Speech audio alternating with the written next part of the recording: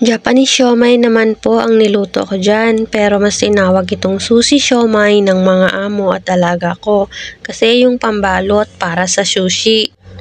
Gumamit nga po pala ako dyan ng food processor para mapabilis ang paggawa at takam na din akong matikman ng siomai na ganyan. Pinagsama-sama ko lang yung carrots, onion leaves at minced meat. O, diba? Mince na hinalo pa sa food processor. Mas malambot po kasi ang mixture pag lahat pinong-pino. Pag ganyan na po ang texture, pwede nang hanguin para ilagay naman na yung ibang mga ingredients. Isang itlog lang po ang nilagay ko, kasunod ng magic sarap, paminta, asin, toyo at oyster na pampalasa. Saka ko lang po hinalo-halo ng mabuti para naman kumalat yung mga pampalasa. Ikapangit naman kung may isang parte lang ang maalat tapos sa kabilang parte matabang, di ba?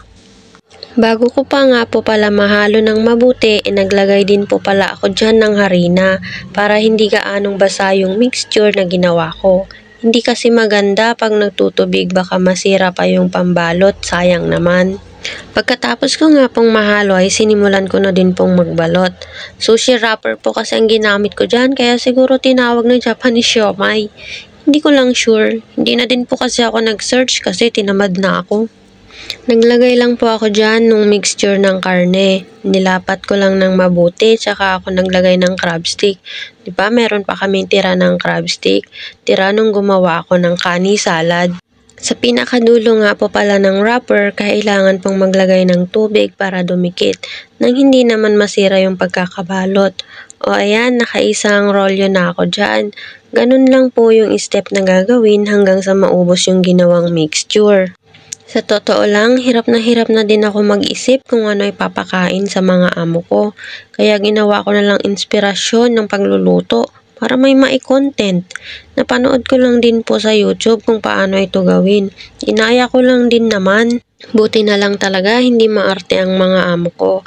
Kahit anong iluto ko, kinakain nila. Ganun siguro pag no choice na sila. Pero pag ganitong bagong dish yung hinahanda ko, natutuwa at na-amaze sila, lalo na yung mga bata. Kala mo first time makakatikim ng mga ganito. At syempre, pinakamagandang maririnig mo yung sasabihin nilang very good, so yummy, I'm full, after nilang kumain. Nakabalot nga po pala ako dyan ng 3 peraso at babalutin ko pa po yan ng cling wrap para ilagay sa freezer.